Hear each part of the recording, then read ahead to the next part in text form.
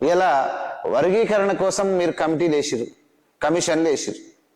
Commission అంటే ఏంది? ఒక రిటైర్డ్ జడ్జి, ఒక రిటైర్డ్ ఐఏఎస్ ఆఫీసర్ వచ్చి ప్రజలు చెప్పింది వింటాడు. కానీ నిర్ణయానేతల ఏమున్నది, గ్రౌండ్ స్థాయిలో ఏం జరుగుతున్నదన్న విషయాలను ప్రభుత్వానికి చేరవేసేది కమిషన్.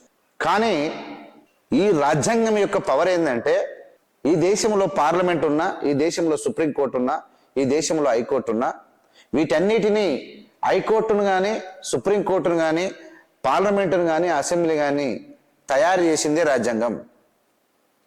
రాజ్యాంగంలో ఉన్నది మాత్రమే హైకోర్టు చేయాలి, రాజ్యాంగంలో ఉన్నది మాత్రమే సుప్రీంకోర్టు చేయాలి, రాజ్యాంగంలో ఉన్నది మాత్రమే అసెంబ్లీలో చేయాలి, రాజ్యాంగంలో ఉన్నది మాత్రమే పార్లమెంట్లో చేయాలి.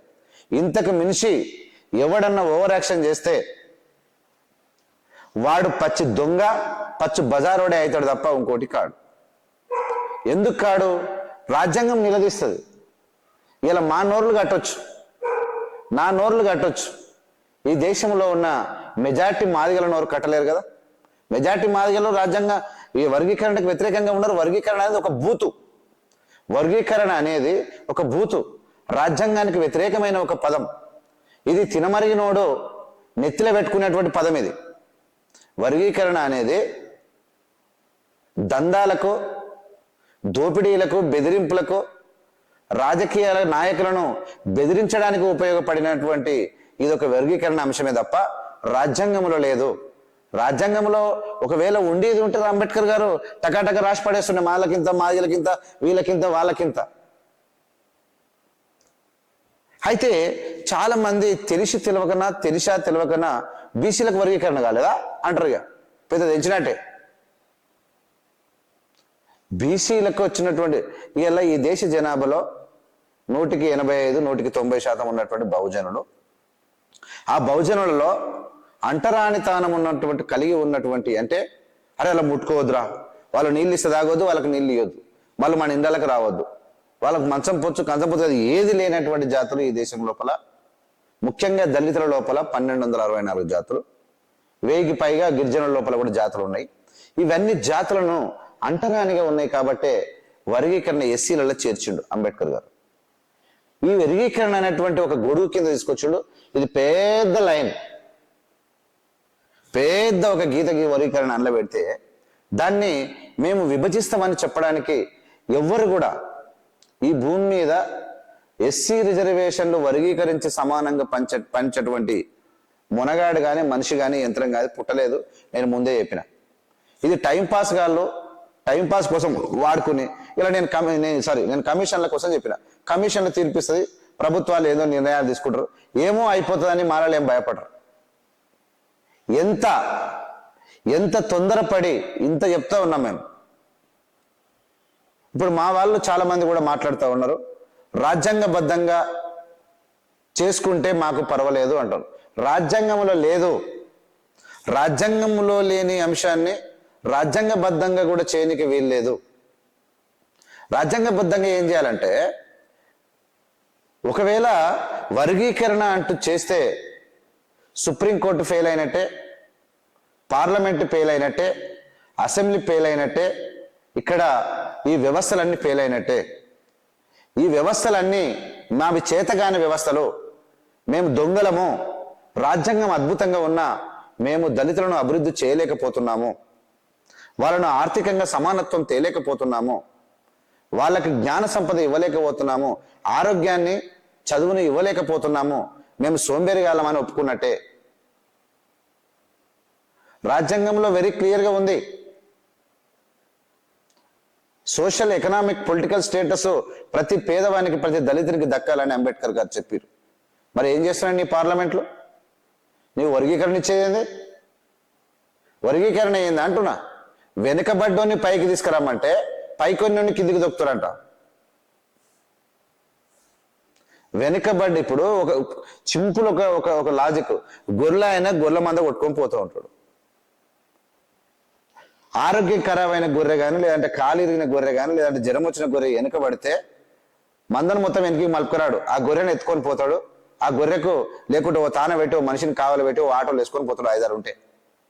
వెనుకబడ్డలను ముందరికి తీసుకుపోమంటే ఆ వెనుక వీళ్ళు పడరు కాబట్టి ఈయన వండబెడతామని వీళ్ళు అంటూ ఉన్నారు. ఇవన్నీ చేతగాని పనులు. ఎలా రిజర్వేషన్లు పెంచుతారా, మాల మాదిగలలో వెనుకబడ్డ వాళ్ళకి భూములు ఇస్తారా, ఆర్థికంగా ప్రోత్సాహం ఇస్తారా, వాళ్ళని అభివృద్ధి కోసం పనిచేయాలి. మాదిగలలో పేదవాళ్ళను, మాలలో పేదగాలను, ఇంకా చాలా జాతులు ఉన్నాయి మాలలో, అనేక 1200 కులాలు ఉన్నాయి కదా, వాళ్ళందరినీ కూడా పైకి తీసుకురావాల్సిన బాధ్యత ప్రభుత్వం పైన ఉంది. వాళ్ళను 10కి తీసుకురాలేక మందకృష్ణ లాంటి వాళ్ళ యొక్క ఏడుపును ఆసరగా తీసుకొని 2 బలమైన జాతుల మధ్య వైరుధ్యానికి మందకృష్ణతో పాటు మందకృష్ణకు సపోర్ట్ చేసినటువంటి నాయకులు మొత్తం కారణమవుతా ఉన్నారు. ఏమవుతుందా? భారత రాజ్యాంగం ఇలా 1,00,000 డప్పులు కొడితే వణుకుతుందా? భారత రాజ్యాంగం మారుతుందా? రాజ్యాంగంలో రాసిన రాత మారుతుందా? గీసిన గీత మారుతుందా? ఏం మారుతుందా అని అడుగుతా ఉన్నా. ఎందుకు మీకు యాక్సెప్టెన్స్ చేస్తలేరు? ఎస్, బరాబర్ పేదరికాన్ని గుర్తించమని ఎందుకు అడుగుతలేరు? లెక్కలు లేకుండా నేను మందకృష్ణ అబద్ధాలతోనే 30 ఏళ్ళు గడుపుకుంటూ వచ్చి బెదిరించుకుంటూ వచ్చిన చెప్పిన కదా. అనేకమైనవి ఏంటివి అబద్ధాలంటే ఆయన దగ్గర లెక్కలేదు. ఇప్పటికీ కూడా లెక్కలేదు. ఎంత మరి మీ జనాభా ఎంత ఉంటుంది అంటే మాలలు ఎంత ఉంటుంది అని అడుగుతాడు. మరి మాలలు చెప్తా ఉన్నారు డైరెక్ట్ బరాబర్ 30 లక్షలు ఉందంటే, మాది 30 లక్షలు ఉందంటే మాది 1 కోటి ఉందని అంటున్నాడు. అంటే చిన్నపిల్లలు ఆడుకున్న గోడీలు ఆడుకున్నా కూడా చెప్పరు అట్లా. అంటే ఏమనుకుంటారు అంటే, మేము బెదిరిస్తే జాతి మొత్తం బెదిరాలే, మేము అదిరిస్తే మొత్తం అదరాలే, లేకుంటే అందరం 10 మంది కలిసి ఒకరి మీద దాడులు చేస్తాం, ఒకరిని కొడతాం, ఒకరిని అది చేస్తాం, ఒకరిని చేస్తాం కార్యక్రమం మొదలుపెట్టి. ఇది అత్యంత ప్రమాదకరమైనటువంటి చర్యగా వాళ్ళు భావించాలి. లేని దానికి మరి వీళ్ళు ఇన్నేళ్ళు కూడా కొట్లాడి ఏం చేసిరా అంటే, పోనీ రిజర్వేషన్లు చేసి ఏమైనా చేసిరు, అందులో ఏమైనా పొందుతుందా? పోనీ గుడ్డిగా రిజర్వేషన్లు చేసిరు, వర్గీకరణ చేసిరు. వర్గీకరణ చేస్తే కూడా అందరికి లాభం జరుగుతుందా చెప్పమని చెప్పినాం. నేను 10 సార్లు మాట్లాడినా, నేను చాలా సార్లు మాట్లాడినా. వర్గీకరణ కనుక చేస్తే మాదిగలకు అంత న్యాయం జరుగుతుందని మందకృష్ణ చెప్పమని చెప్పినాం, స్టేట్మెంట్ ఇవ్వమని చెప్పినాం. మందకృష్ణకు సపోర్ట్ చేస్తోళ్ళు, డప్పులు కొడేతోళ్ళు, పాటలు పాడేతోళ్ళు, తుప్పు అని ఉంచేతోళ్ళు, ఊస్తురు పాటలు పాడుకుంటా, తుప్పు తింటురు తుప్పు అంట. అంటే ఎంతకు పడితే అంతకు రెచ్చగొట్టుడు, ఎట్లా అంటే అట్లా మాట్లాడు. ఇట్లా మాట్లాడి రెచ్చగొట్టుకుంటూ, అవునయ్యా మీరు వర్గీకరించమని అడుగుతా ఉన్నారు. వర్గీకరణ జరిగిన తర్వాత గుడ్డిగా లెక్కనన్నా చెప్పండి, అట్లనన్నా చెప్పండి. మీరు అందరికి న్యాయం చేస్తారా? మరి నువ్వు అందరికీ న్యాయం చేయనప్పుడు అంబేద్కర్ గారిని ఎట్లా బదలాం చేస్తావు? అంబేద్కర్ గారు ఒకరు తక్కువ ఒకరు చేసిడా? చేయలేదు. మరి ఎట్లా మనువాదులు అంటావు నువ్వు? ఎట్లా దోసుక తిన్నారంటావు? దోపిడికి పర్యాయపదం ఏంది? దొబ్బి తినడానికి పర్యాయపదం ఏంది? అసలు మీనింగ్ ఏంది? ఏం చేస్తే దొబ్బుక తిన్నట్టు? ఆ లెక్కన వస్తే ఇప్పుడు ఎక్కువనో తక్కువనో, 10 ఎక్కువనో 10 తక్కువనో మాదిగలు కూడా తిన్నారు కదా, వాళ్ళు కూడా దొబ్బుక తిన్నట్ట. దొబ్బుక తింటే మాదిగలు ఎవరి సొమ్ము దొబ్బుక తిన్నారు? మారాలంటే మీ సొమ్ము దొబ్బుక తిన్నారు. మరి మీరెవరి సొమ్ము దొబ్బుక తిన్నారు? మరి మీరు దొబ్బుక తిన్నారని వీళ్ళని అంటూ ఉంటే మరి వేరే కులాలు ఏమనుకోవాలి? ఇంత ఆలోచన రహితంగా, ఇంత ఆలోచన లేకుండా మనం ఎలా మాట్లాడగలుగుతాం? ఇలా మాలలు ఒక మీటింగ్ పెట్టడానికి ఒక అర్థం ఉంది.